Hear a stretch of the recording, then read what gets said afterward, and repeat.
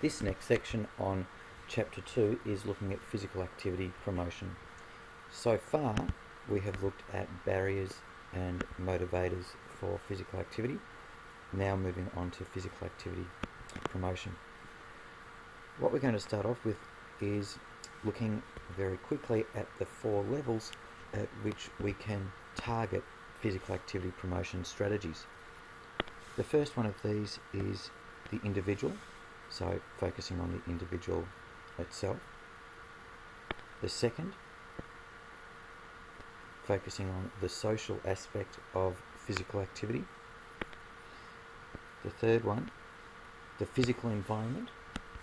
Now, although we can't change the natural environment, for example by putting a stadium up or an indoor swimming pool, we can cancel out some of the effects of the natural environment by changing the constructed or physical environment. And then lastly, looking at policy. Policy does not have to be law, legislation. Policy can be recommendations within a workplace. Policy could be recommendations within a school. So they're the 4 levels at which physical activity promotion can be targeted.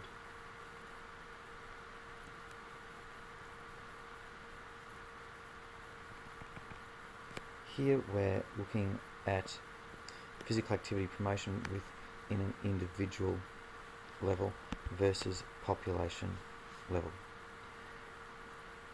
A settings-based approach, which is listed over here, is when we're looking at promotional strategies that are delivered within a defined setting. Now that could be institutions such as a school. So the school is the setting in which the physical activity promotion strategy is targeted. It could be in a geographical location such as Geelong. So Geelong is going to have a physical activity promotion strategy placed upon it. Within an individual approach, we can focus on the biological, the cognitive, and the behavioural. What we're going to focus on more than the others is looking at both cognitive and behavioural. So cognitive is basically looking at knowledge, and behavioural is looking at actions. An example of cognitive would be that if, for example, at school they ran a cycle to school program, and the cognitive would be providing them with the knowledge or understanding that an increase in their cycling activity would lead to an increase in physical activity, and then the benefits of physical activity. Focusing on the behavioural would be to give them the skills to be able to better cycle, so increasing their cycling skills as such.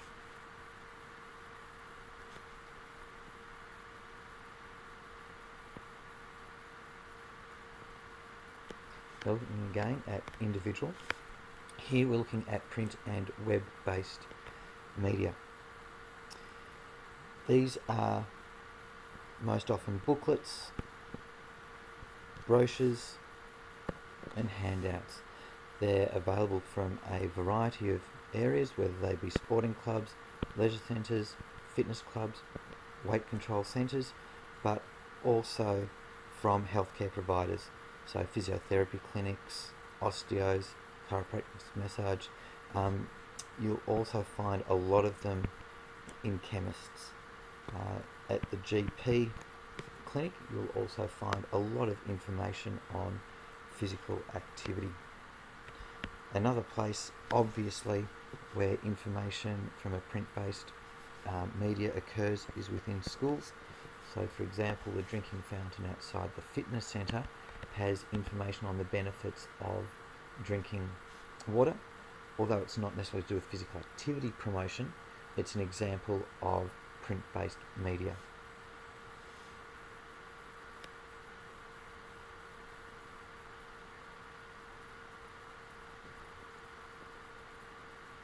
Counselling is a situation where one-on-one, sometimes one-to-many, but more often than not one-to-one, you receive information about the benefits of physical activity.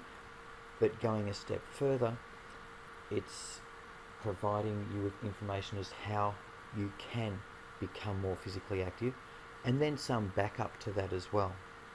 For example, without going further, the GP may provide you with information as to where to go, as in what groups may be available in the area, such as a walking group. You may form a contract with a GP saying that this is what I commit to doing to increase my levels of physical activity. But we have three forms of counselling here. We have the health professional counselling, so looking at GP, osteo, physio, etc. We have telephone or email online counselling, so you can go online, receive feedback information as to what you can or possibly should be doing.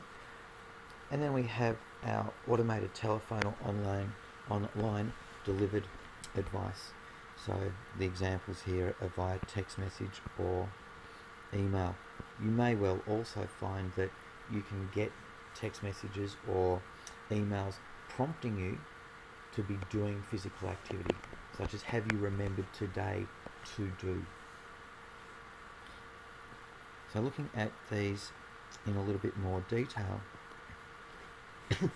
the 8 things that counselling or strategies used in counselling can help. First of all, assessing motivational readiness.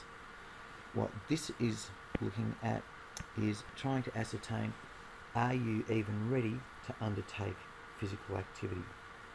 So if you don't understand the benefits, then chances are you're not going to be as likely to do physical activity. If you don't understand the consequences of inactivity, then you're less likely to become involved. So what we're looking at is what stage are you at? Do you have the equipment? Have you purchased equipment? If you've gone and bought a brand new pair of shoes thinking that in the next few weeks you may undertake physical activity, then obviously you're more motivatedly ready to do physical activity than if you don't have appropriate apparel.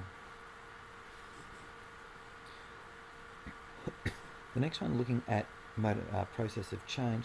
Now if we look at process of change here, the type of strategy employed to encourage changes in physical activity level. So it links in very closely with motivational readiness, and I'd probably actually given an example before, such as having purchased shoes. So whereabouts on the process of change are you? Are you not ready for change at all, therefore not thinking at all about physical activity?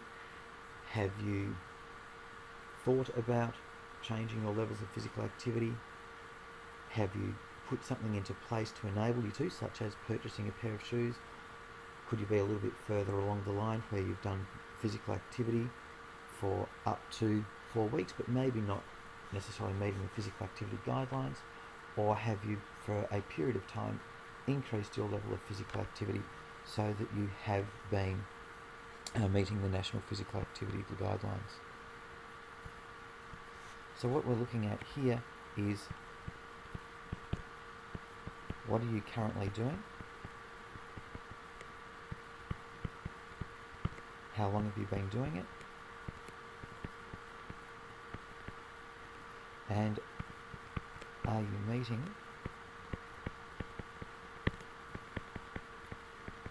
the National Physical Activity Guidelines? So whereabouts on this continuum are you sitting? Identifying opportunities to be active. So sitting down with the person who's giving you your counsel to be able to work out, are there walking groups, are there cycling groups, are there kayaking groups, is there a fitness centre that's near you, what other environmental locations are there around you that promote physical activity? Are you near a beach? Can you be involved in water sports? But having someone else help identify those for you. Contracting, mentioned a little bit about earlier. With contracting, it's basically you signing off saying that you are prepared to do this amount of physical activity. It can be more powerful when you and someone else that you plan to do physical activity with both sign off saying that you will do physical activity with each other at these times. It's like letting someone else down is more likely to keep you doing physical activity than if it's only you doing it on your own. Enlisting social support is a little bit like the contracting, but not necessarily in a formal way.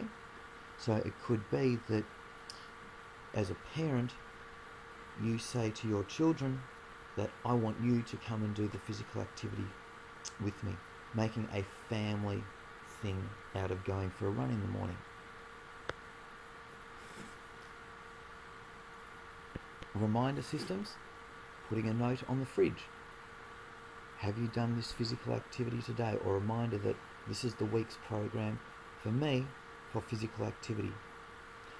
Using the calendar in Outlook or another online calendar when it will prompt you during the day.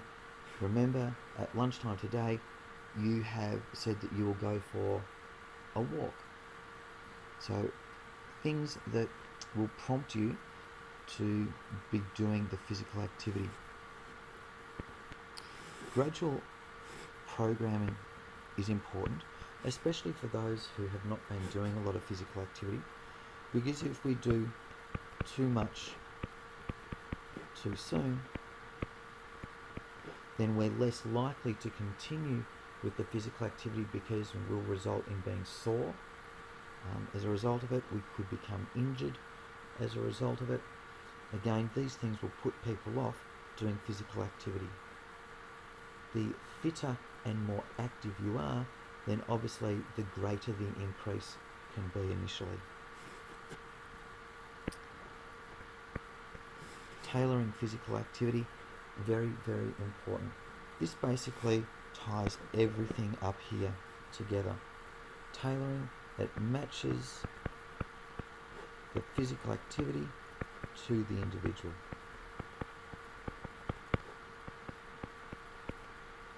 So it takes into account what the individual enjoys, what opportunities exist around them, and matching those up for the individual. If you are counselling a 45-year-old, 5 foot tall, 120 kilogram male, you probably wouldn't suggest that they start doing marathon running, and you probably wouldn't suggest that they start playing competitive squash. You would probably want to ascertain what their level of health is first to make sure that the activity that you're suggesting to them is actually safe for them, and then they're not likely to have a heart attack within the first 15 minutes of doing physical activity. So it's got to be appropriate to the individual.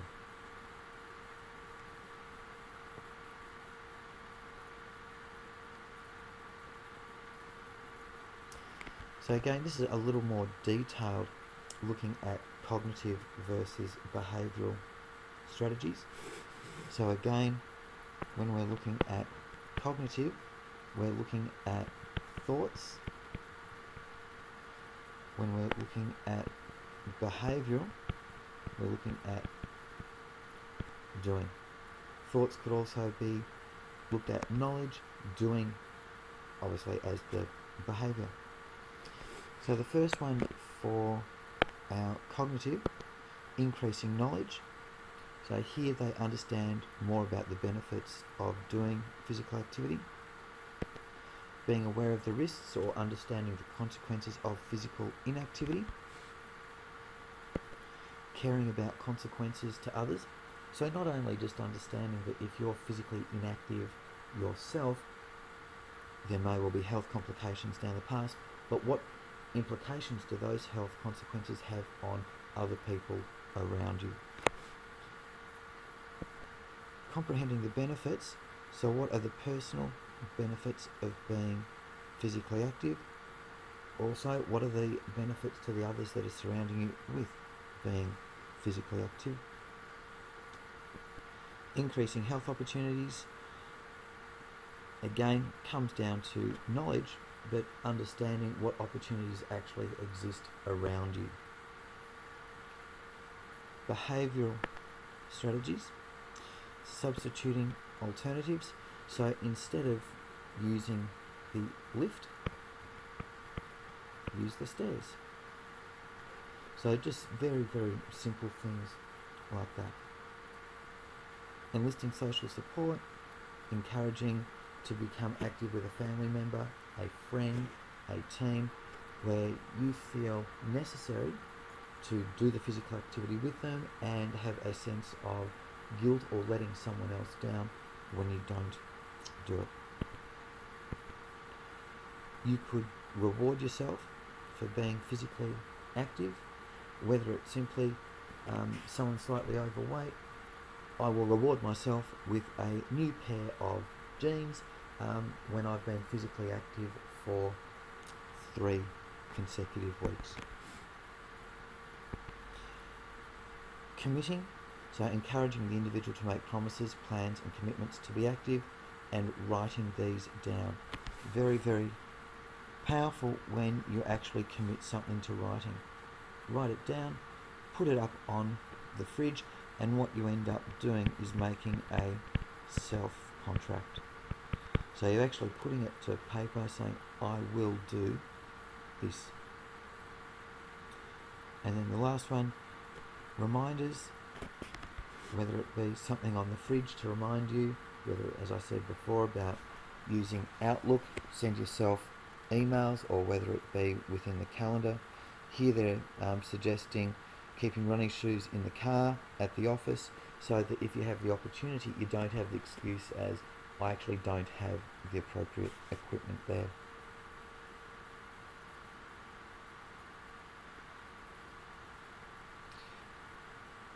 Limitations.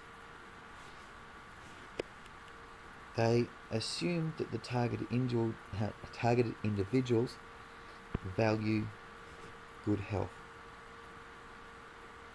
Now, although going back up here, if we do go into increasing knowledge, comprehending benefits, we may be able to get someone to the point where they do value good health, but we do presume that if they're going to start doing physical activity, then they have to value having good health.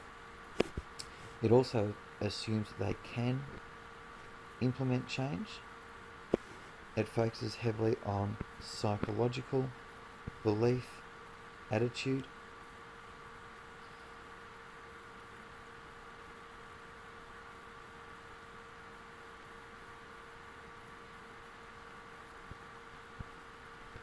This one here, important that they're not equally effective for every person. Why? Because every person has a different set of individual beliefs. They've got different social support. They have a different environment. So are they coastal? Do they live in the high country? Are they rural? Are they urban? All these things also impact on whether they can or can't participate in some physical activities. And their workplaces may well have different policies so that they either can or can't do physical activity at different times within working hours. So the individual doesn't take into account all of these. It simply focuses on the individual themselves.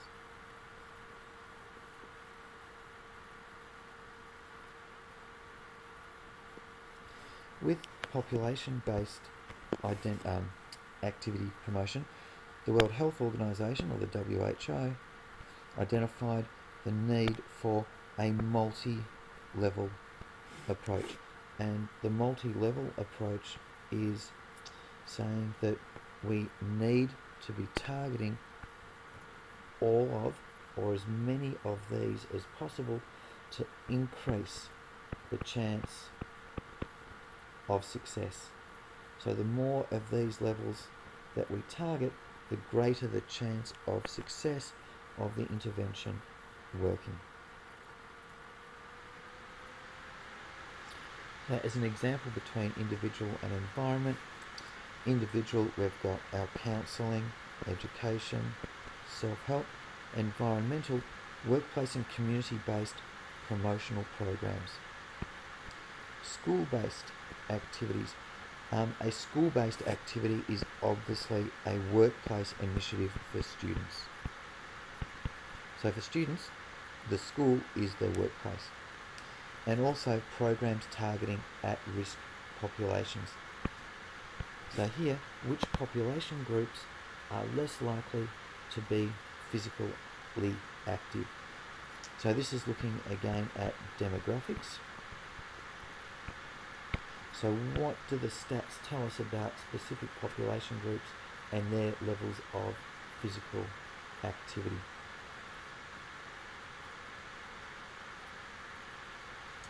So environmental approaches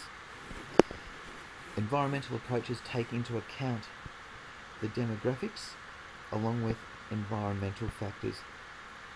So we look at social and physical. By targeting all of these, we're now hitting 3 of the levels. The one that we're not targeting at this point yet is policy, but we're targeting the individual, we're targeting the social, and we're targeting the environmental.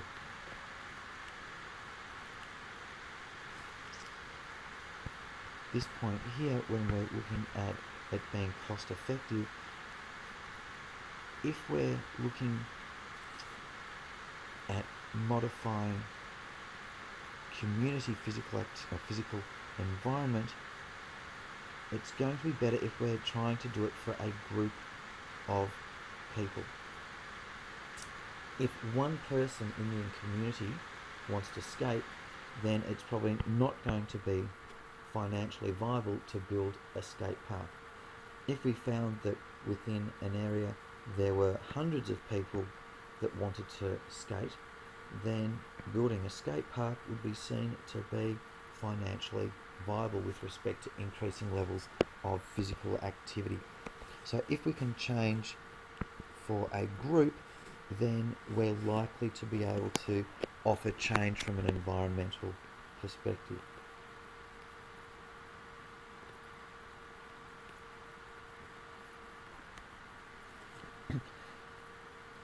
Population. Again, barriers to physical activity are often caused not by the individual in isolation. So only offering counselling isn't necessarily going to work if they actually don't have the physical space, the physical environment to be able to do appropriate physical activity. So here we're saying that barriers to physical activity are not necessarily caused by the individual, but are a product of community, culture, social conditions, physical environment that surround the individual. So again, here's our individual, here's the social side of things, the environment, and then our policy. And what surrounds all of that is the setting in which we're looking at it. So are we looking at it at a workplace setting? Are we looking at it from a community setting? Etc. So a population approach allows us to target many more things than just the individual in isolation.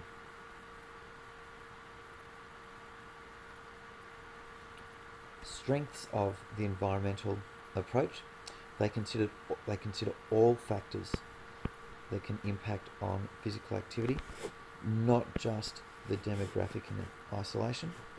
They can address values of the individual as well as values of the social group and community. So here we've ticked off individual and social. They can address the physical environment. They can therefore remove barriers that impede. They can help promote physical activity by constructing new as well. And they bring about action on a social level as well.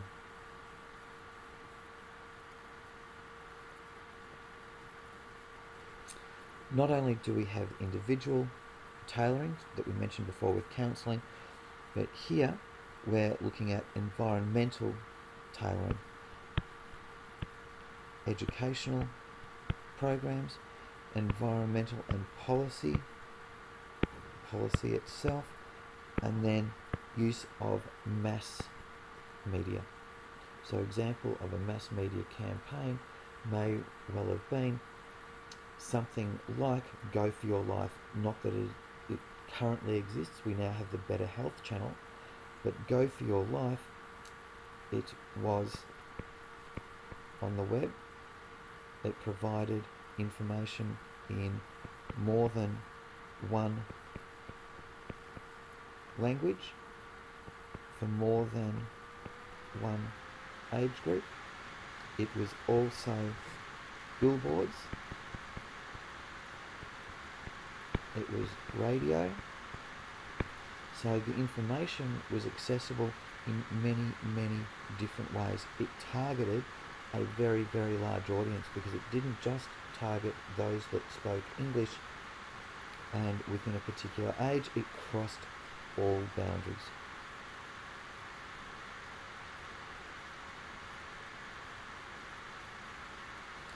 So environmental strategies and tailoring, looking at removing impediments to physical activity.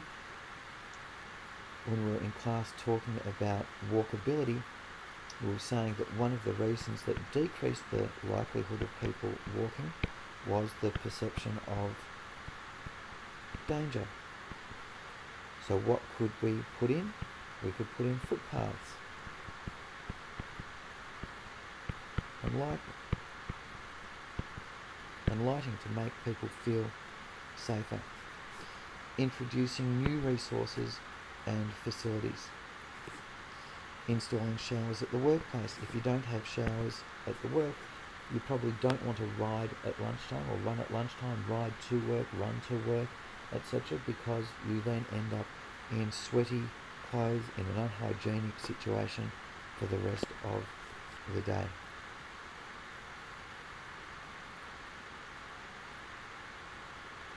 These things that we're scrolling through is looking at walkability within different areas.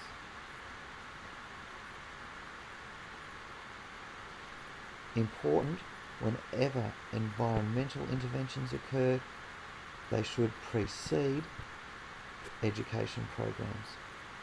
I'm just going to read through this. A media campaign encouraging people to walk in the neighbourhood, for example, will not have much impact in an area where footpaths are poorly maintained and drug deals take place in the park. Instead of a media campaign, a priority for such a neighbourhood would be the introduction of policies to reduce crime and provide more opportunities for people to become active in safe recreational environments. Only then is it likely that an educational program will be successful, encouraging more people to walk in the neighbourhood. So if we provide all of the information as to why people should become physically active, if they actually don't have the physical environment to do it in, it's not likely to help. So we do need to make sure that the physical environment is right first before we put into place the educational program.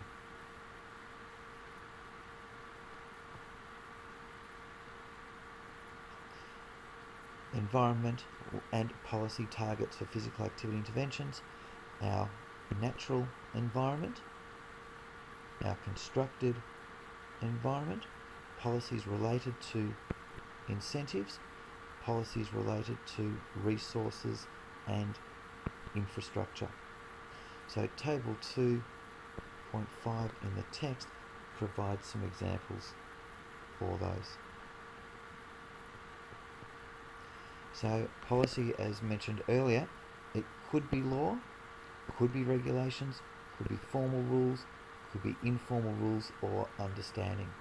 So an example of an informal rule or understanding is that in the Wellbeing Centre, unless you are carrying goods or are injured, you use the stairs. You don't get in and use the lift. A law with respect to physical activity could be that when you ride a bike, you must wear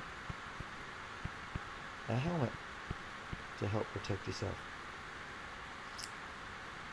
A law is also an example wearing a seatbelt in a car. Although we're not looking here at physical activity promotion, that's simply an example of where policy is law.